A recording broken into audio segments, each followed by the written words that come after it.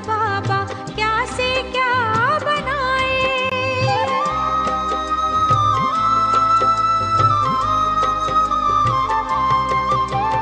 हमको है नाज बाबा क्या से क्या बनाए।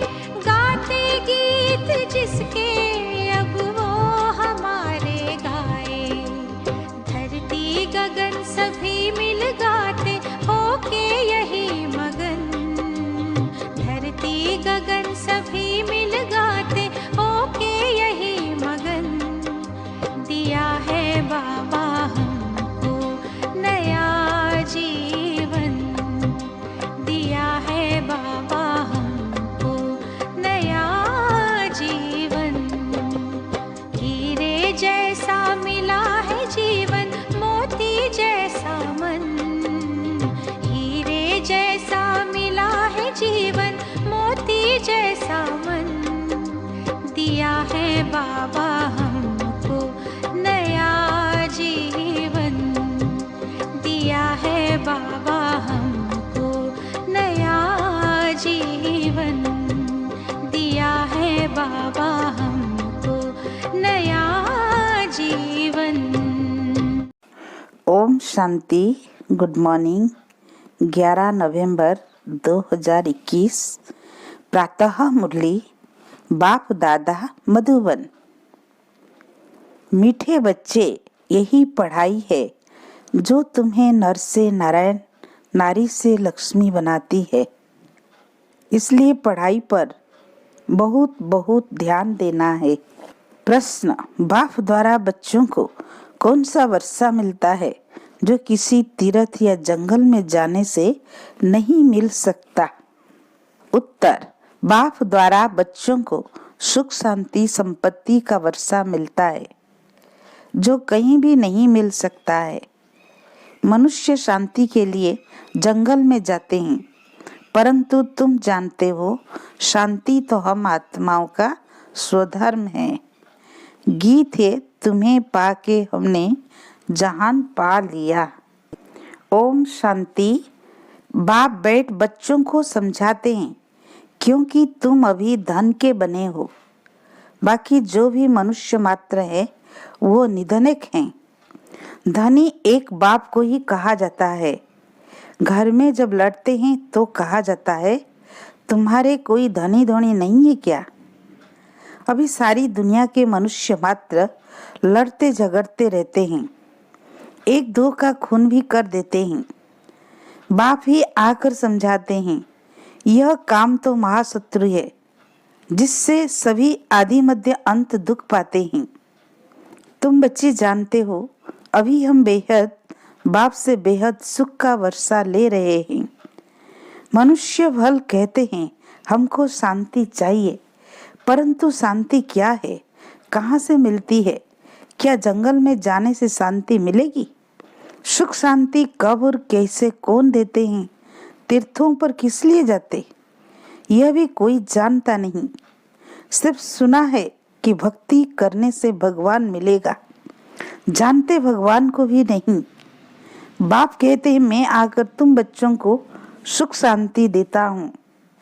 अब सुख शांति संपत्ति किसके पास नहीं है, देने वाले को भी कोई जानता नहीं। बाप आकर समझाते हैं तुम गाते भी हो दुख हरता सुख करता। गांधी जी भी पुकारते थे कि हे पतित पावन आकर पावन बनाओ। गाते हैं पतित पावन सीताराम, परंतु अर्थ का पता नहीं। भक्ति क्यों करते, उससे क्या मिलेगा, कुछ भी जानते नहीं।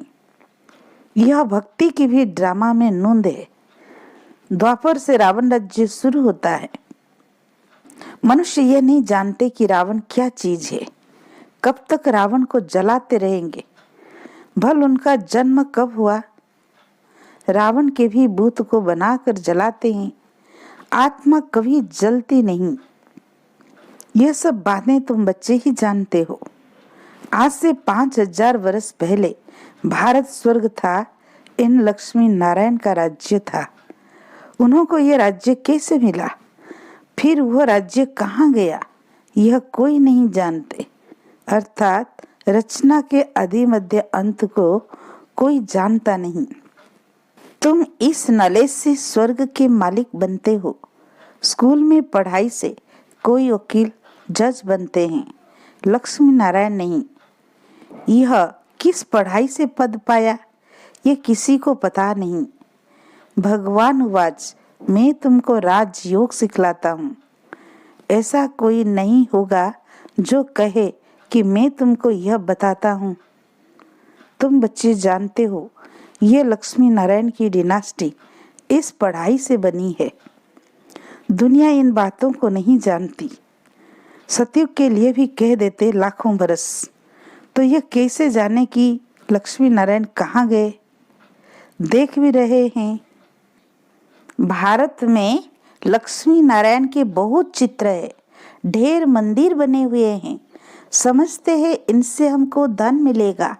महालक्ष्मी से हर दीपमाला पर धन मांगते हैं, परंतु साथ में जरूर नारायण भी होगा।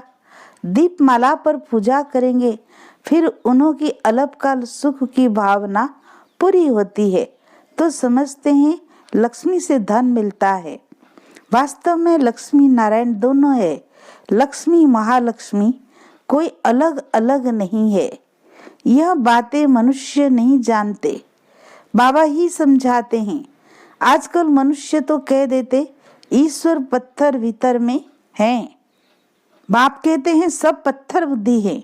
पारस बुद्धि तो सतयुग में है। जब लक्ष्मी नारायण का राज्य था तो सोने हीरे के महल थे। 5000 वर्ष की बात है। शास्त्रों में कल्प की आयु लाखों वर्ष लिख दिया है। बाबा कहते हैं यह भक्ति मार्ग में सीढ़ी नीचे उतरनी पड़ती है। ड्रामा अनुसार जब दुर्गति को पाए तब मैं आऊं और आकर नई दुनिया बनाऊं।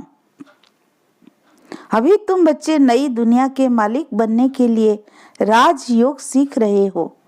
तुम जानते हो इस महाभारत लड़ाई से पुरानी दुनिया का विनाश होगा। यह ड्रामा बना बनाया है। सतयुग में देवी देवताओं का राज्य था। उनको 5000 वर्ष हुए। 2500 वर्ष सूर्यवंशी चंद्रवंशी राजधानी चली। बाकी द्वापर से रावण राज्य शुरू हुआ। मनुष्य पतित बनते जाते हैं, परंतु उन्हों को यह पता नहीं तो हमको पतित किसने बनाया। हम पावन थे, पतित कैसे बने। बाप आकर समझाते हैं रावण राज्य शुरू होने से तुम पतित बनते जाते हो। रावण के जन्म को अभी 2500 वर्ष हुए। शिव बाबा के जन्म को 5000 वर्ष हुए। उनको राम उनको रावण कहा जाता है। वास्तव में राम कहना नहीं चाहिए। आजकल मनुष्यों के नाम रामचंद्र कृष्णचंद्र रखते हैं। 5000 वर्ष पहले भारत सोने की चिड़िया थी। उनको गोल्डन एजेड वर्ल्ड कहा जाता है। वैकुंठ था, परंतु कहाँ था यह नहीं जानते। आत्मा क्या है, परमात्मा क्या है, सृष्टि क्या है, कुछ भी नहीं जानते। तब उनको कहा जाता है तुच्छ बुद्धि। ऋषि मुनि रचता और रचना के आदि मध्य अंत को नहीं जानते। तब तो कहते हैं नेति नेति। ना बाप को ना वर्षे को जानते। बाप द्वारा जो वर्षा विश्व की राजाई मिलती है उनको भी नहीं जानते। अभी सारे सृष्टि के आदि मध्य अंत को तुम जानते हो तो तुम डबल आस्तिक ठहरे। लोगों को तो यह मालूम नहीं कि शांति किस से और कहां से मिलेगी। सन्यासियों के पास जाकर कहते हैं हमको शांति चाहिए। अब हमको शांति यहाँ कहाँ से आ सकती है। कर्म तो करना है ना। शांति तो मिलेगी शांति धाम में। अगर घर में एक अशांत होगा तो भी सारे घर को शांत कर देगा। शांति मिलती है स्वीट होम में। फिर वहां से हम आत्माओं को बाप भेज देते हैं पाठ बजाने के लिए नई दुनिया में। बाप दोजक में थोड़ी भेजेगा। शांति धाम से सुख धाम में जाएंगे। तुम बच्चे जानते हो यह भगवान की पाठशाला है, यह कोई सत्संग नहीं है। यहाँ भगवान वाज है बच्चों प्रति। निराकार शिव बाबा शरीर में प्रवेश कर तुम बच्चों से बात करते हैं। आत्मा भी शरीर में है ना। आत्मा को जब कर्म इंद्रियां मिलती है तब बोलती है, सुनती है। अब आत्माओं को बाप बैठ पढ़ाते हैं, परमात्मा को बुलाते हैं, हे पतित पावन आओ, हे सद्गति दाता, लिबरेटर, गाइड।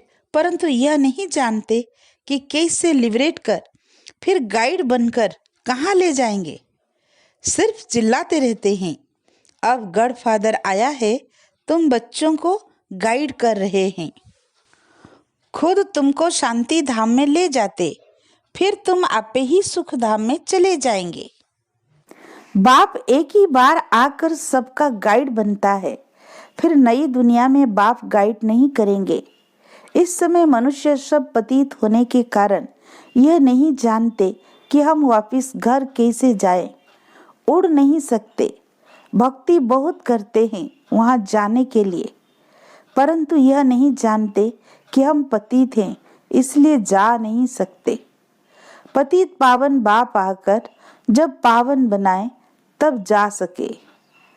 अब बाप पावन बनने की तुमको युक्ति बताते हैं। सबको पतित से पावन बनना ही है। अभी कितने ढेर मनुष्य है।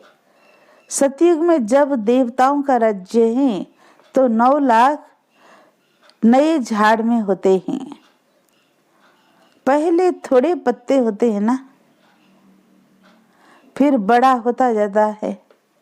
पहले एक ही धर्म वाले हैं। तुम अभी अपने को नरकवासी नहीं समझेंगे, बाकी सब है नरकवासी, परंतु अपने को समझते नहीं है। इस समय सूरत तो सब की मनुष्य की है, सीरत बंदर जैसी है।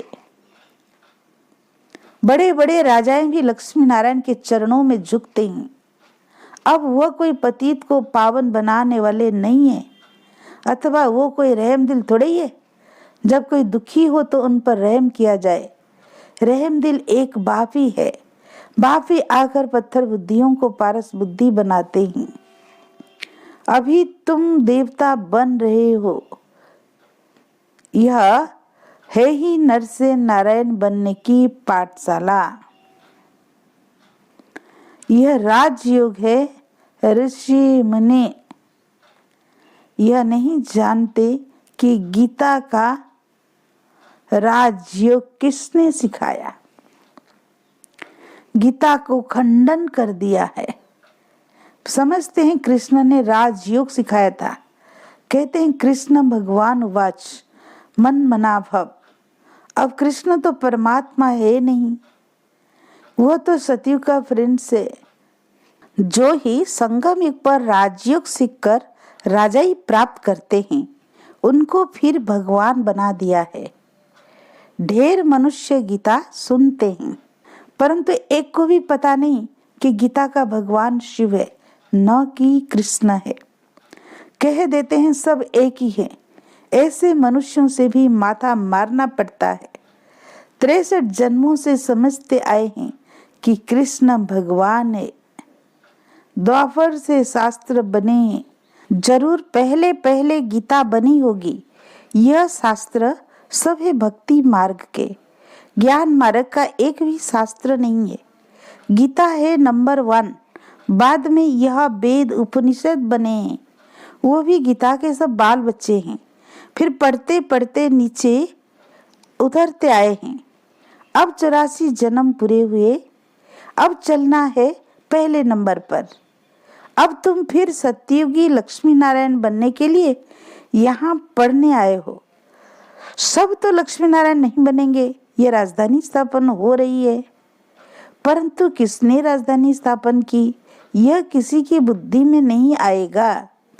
कलयुग में इतने ढेर मनुष्य हैं जो खाने के लिए अनाज भी नहीं मिलता, और सतयुग में सिर्फ लक्ष्मी नारायण की राजधानी होगी।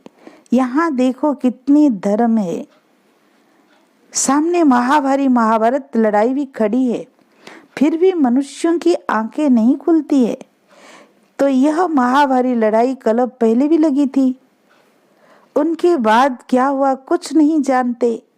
ये सब बातें तुम ब्राह्मण ब्राह्मणियां ही जानते हो।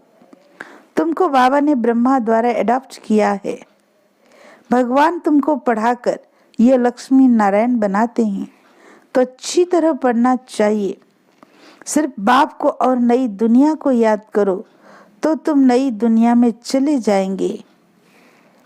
फिर अगर अच्छी तरह पढ़ेंगे और पढ़ाएंगे तो राजा रानी बन सकते हैं। जितनी रूहानी सर्विस करेंगे, तुम हो रूहानी सोशल वर्कर, बाकी सारी दुनिया है जिस्मानी सोशल वर्कर। तुम आत्माओं को बाप रोज ज्ञान देते हैं, आत्माओं की सेवा करते हैं ना। उनको कहा जाता है आत्माओं की सेवा, जो सिखलाते भी हैं स्पिरिचुअल फादर। यह है मनुष्य को देवता बनाने की पाठशाला। बनेंगे भी जरूर। जब तुम पढ़कर तैयार हो जाएंगे और विनाश शुरू होगा, फिर तुम भी जाएंगे। कहते हैं ना, राम गयो रावण गयो, सिर्फ थोड़े रह जाते हैं जो फिर अदली बदली होते रहते हैं। फिर तुम आएंगे स्वर्ग में। तुम्हारे लिए अब नई दुनिया स्थापन हो रही है। तुम स्वर्गवासी बनने के लिए पढ़ रहे हो। यह नरक है। अब तुम हो संगम पर। अभी तुम ब्राह्मण ब्राह्मणियां नहीं बनेंगे तो वर्षा ले नहीं सकेंगे। वर्षा ब्राह्मणों को मिलता है जो एक बाप के सिवाय और कोई भी देहधारी को याद नहीं करते हैं। बाकी कुछ ना कुछ सुना तो प्रजा में आ जाएंगे। अच्छा, मीठे मीठे सिकीरदे बच्चों प्रति माता पिता बाप दादा का याद प्यार और गुड मॉर्निंग। रूहानी बाप की रूहानी बच्चों को नमस्ते।